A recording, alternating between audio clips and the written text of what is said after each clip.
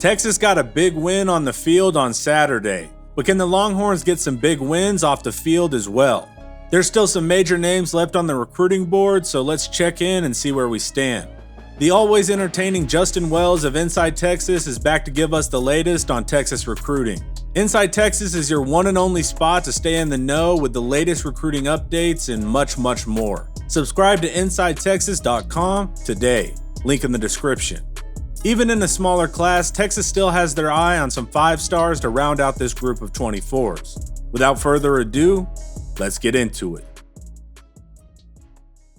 Good to see you, Justin. Let's talk 5 stars. First, let's start with the number 1 offensive tackle in the country in modern days, Brandon Baker. I know he's announcing soon, so what's the latest there? As soon as Brandon Baker, the big-time offensive tackle out of Modern Day High School in Santa Ana, California, announced that he has a date for his commitment on September 24th, Texas has felt incredibly confident, and for good reason. This has been a battle that they've been fighting for over a year. Ohio State, Oregon, even Nebraska, USC, those were the schools in the mix. But I think at the end of the day, Texas really just sold the culture. They sold the future. They sold the trajectory of the program. This is a kid that I felt confident Texas could land before the Alabama win.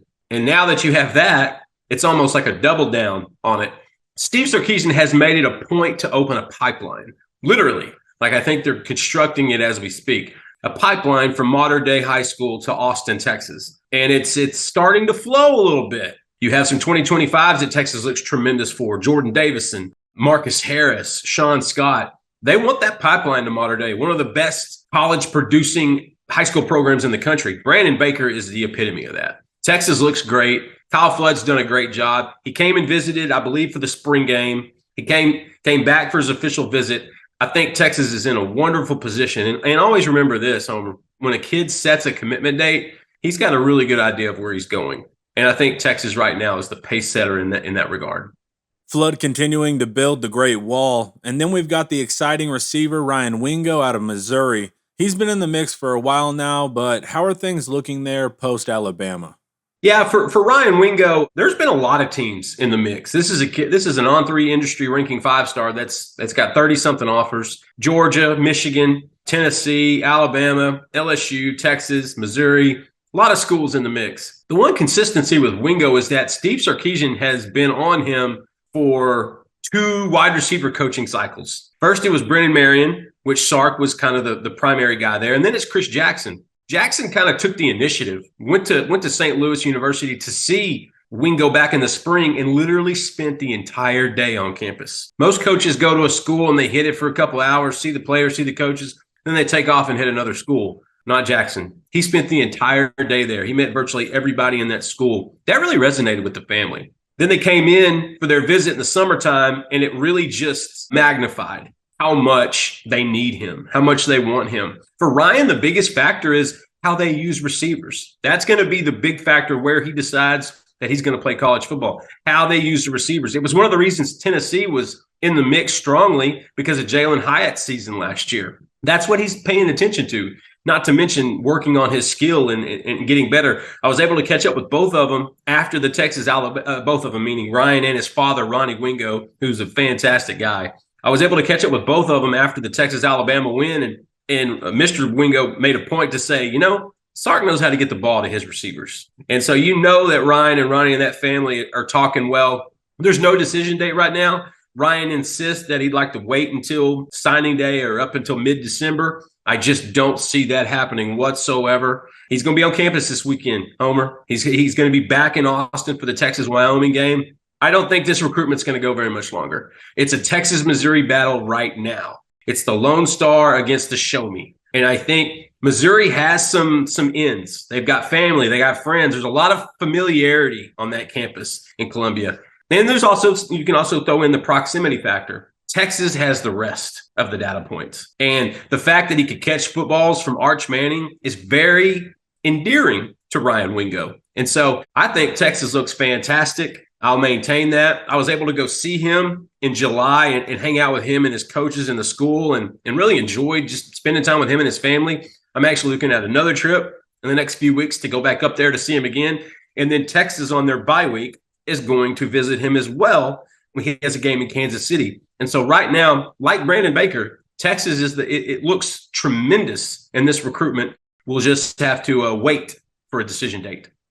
Good stuff. And then let's hit Kobe Black, the star corner out of Waco Connolly, and he's been on the radar for a while now. Texas appears to have the lead there, but we're battling it out. So what's the word on the Black recruitment as things develop?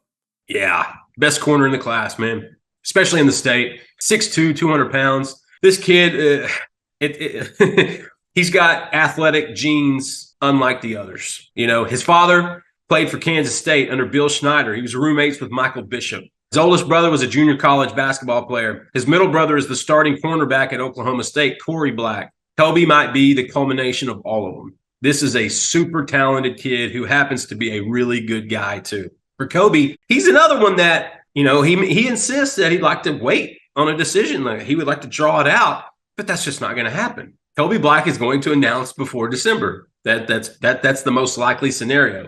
Now, Texas has looked really good since probably June. Black's been on campus 4 or 5 times this year already, including the last one. He snuck over in a late July unofficial just to hang out, him and his dad, just to hang out with Sark and with Coach Jackson and Coach Flood. And they actually took him to the video room, and for hours, they just went over exactly what he would do, what his role would be, what spots he would play, his versatility.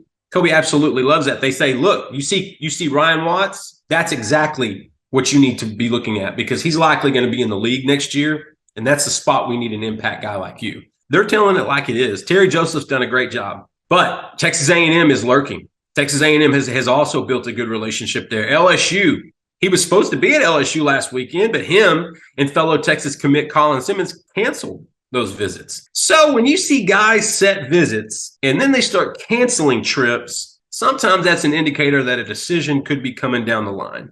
And on Wednesday, after Colin Simmons had tweeted at Kobe and at Ryan Wingo about kind of let's get this thing going, Kobe Black quote tweeted with the hourglass. So I feel like it's only a matter of time for Kobe. He is undecided on where he's going to be this weekend. He could possibly be in Austin. I wouldn't be surprised if he went to see his brother in Oklahoma State again.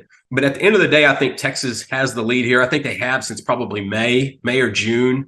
They're just checking a lot of boxes. And you know, it's funny. I went to see Kobe a couple of days before Colin Simmons announced. And I said, you know, I'd asked him where he thought Colin might go. And I'm not going to share that conversation. But after he committed, I went back and saw Kobe and I said, so how'd that go? And he said, well, I was the first person he called after he committed. And I said, yeah, that makes sense. I said, have y'all kind of talked about possibly playing together? And he goes, man, that's all we talk about. So I love where Texas sits with Kobe Black. I think they have to just recruit through the whistle. I think they have to finish strong. This was before the Alabama game. I'm telling you, any good mojo Texas had been building with some of these 5-star recruits and top targets pre-Bama has only been accelerated. And that's what happens when you go into Tuscaloosa and you hand the worst loss to Nick Saban in that stadium in his career there. That's good. That's the residual effect. Kobe Black told me after the game, Texas brought it. Like Texas talked it and they brought it. And so at the end of the day, I think Texas and Kobe make a lot of sense. I think a decision is going to happen way before December. When that comes down remains to be seen. But that's how Texas is juggling these 5-star guys still on the target list. That's how they're managing it. And Texas is in a really good position now with who they take. At this stage, I don't think they're going to take a token player to fill in a spot. They're only going to take who they love. When those dominoes start to drop, don't be surprised if you see a couple flips come down the road. Don't be surprised if an offensive lineman flips, a D lineman. You could even see a DB or two. I'm actually going to be in McKinney North tomorrow night to watch Lancaster and check in on Clemson safety commit Corey and Gibson. That's what fans need to know. Not just the 5-stars that Texas is in really good position with, but there's a handful of flips that are out there that don't be surprised because Texas stays true to their big board. Even when a kid goes somewhere else, that's who they stay with that. They continue that relationship because you never know. I call that the Anthony Hill proviso. As soon as Hill committed to A&M last summer, Texas actually never stopped. They actually amped up the recruitment. They actually put it more in drive. And you see how that turns out. I think you could see a similar style in this 2024 cycle. Top 10, absolutely. But they're going to have to nail some of these 5-stars to get around the top 5. Flip season is the best part of recruiting, hands down. And then we already landed Simmons and Zena at edge, but we're also looking for a potential third guy. Any news there? Yeah, there's going to be a third guy for sure. When you have Colin Simmons on one side and Zena Umeozulu on the other, who committed to Texas recently a few weeks ago, they got one more in their midst. There's Danny Okoye, the Tulsa, Oklahoma native, Noah homeschool edge, big athletic freak, has his pick of schools. Right now, I feel like Okoye is trending away. The Texas staff loves him. I mean, you can't not love him. I went to Tulsa a few months back to hang out with him for the day, and you're talking about a really good kid. Like, he wakes up early and does homework. Then he goes to an 8-hour-a-day job. Then he comes back and goes to a workout. Then he goes to football practice. Then he comes home and finishes his homework, goes to bed, rinse, repeat. He's one of the most mature young adults I've ever met. And so Danny would be a big get anywhere. But I feel like Oklahoma's probably closed that one up. His mother doesn't take visits anywhere, and his mother was with him in Norman. Now, she's a Stillwater girl. She graduated from Oklahoma State, so you know that there was some tugging and pulling in that house. And as much as Texas loves Okoye, I think he's trending to Oklahoma right now. And you have Solomon Williams out of Carrollwood Day High School down in Tampa, Florida, who's already been to Texas for a visit. I believe it was in June or late July.